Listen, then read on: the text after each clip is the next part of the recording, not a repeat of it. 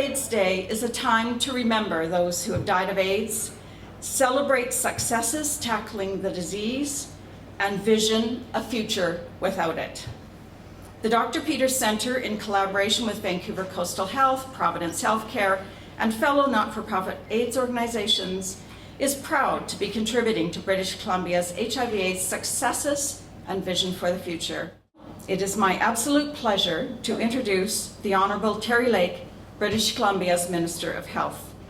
It was World AIDS Day 2010 when he stood here and publicly announced the province of BC was matching an anonymous donor's gift of funding for weekend service in the Day Health program. It meant 7-day support for HIV treatment adherence, not 5. So the Dr. Peters Centre could increase its impact on HIV treatment adherence. As Maxine said, today is World AIDS Day, an international day to remember those we have lost to HIV/AIDS and to celebrate the really tremendous advances that we've made in the field today. Also to thank organizations like the Dr. Peters Centre. They're really crucial in reaching out to those British Columbians, not only providing them with the healthcare services they need, but the community and social services that make a real difference in their day-to-day lives. The Centre's innovative interdisciplinary model of care engages patients and clients to improve their health and take ownership and control of their own lives. It exemplifies the concept of a patient-centered care that we're trying to really spread across the province of British Columbia throughout the healthcare system. The Dr. Peters Centre is home to BC's only HIV/AIDS day health program and 24-hour nursing care residence. It also provides an enhanced supportive housing program for clients transitioning out of the residence and back into the community. So people are accompanied on their journey to success. It plays a vital role in ensuring people have access to highly active antiretroviral therapy, or HAART treatment, and assists individuals to manage the medication and side effects.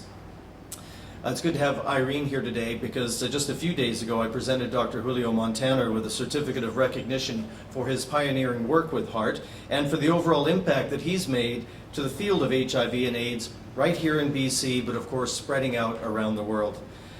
I'd also like to take a moment here today to acknowledge the contribution that the Dr. Peter AIDS Foundation and the Centre have made. Much like Dr. Montana, the Dr. Peter AIDS Foundation has been on the very forefront of HIV/AIDS care for decades. The Centre provides a comprehensive suite of services to clients living with HIV or AIDS, from access to health programs every day of the week.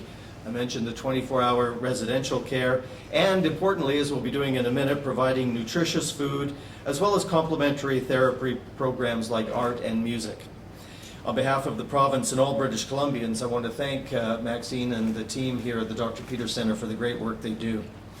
As Maxine recognized, BC is a global leader in the fight against HIV/AIDS and the only province showing a consistent decline in HIV diagnoses. AIDS-related deaths in BC have decreased by more than 95% since 1996.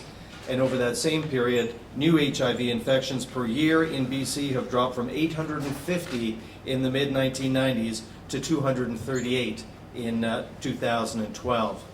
And it's one of the reasons why in May of 2014, Vancouver became the first city in the world to refocus its AIDS ward. Ward 10C at St. Paul's has been repurposed to provide more focused services for those living with HIV, including managing hepatitis and substance use issues. These services mean we can ensure people with complex health issues, in addition to HIV, can lead healthier, more productive lives. And building on a successful pilot in Vancouver and Prince George, in 2013, the Seek and Treat for Optimal Prevention of HIV/AIDS rolled out across the province, thanks to about $20 million in annual government funding. This program builds on the BC Centre for Excellence's Treatment as Prevention strategy. And that strategy has been so successful here, and Dr. Montana is such an advocate that it's now adopted by France, Spain, Brazil, Argentina, as well as parts of the United States and China. So as we all take time today, and there's so many great supporters here, and I thank you all for being here, as we take time to remember those that we've lost over the years to HIV and AIDS, and also acknowledge the dedicated healthcare workers and support workers and volunteers, let's be optimistic, because right here in British Columbia, we're leading the world to an HIV-free world. Let's really remember that today. There's a real sense of optimism. Thanks for being here this morning. I look forward to serving some breakfast in just a few minutes. Thank you.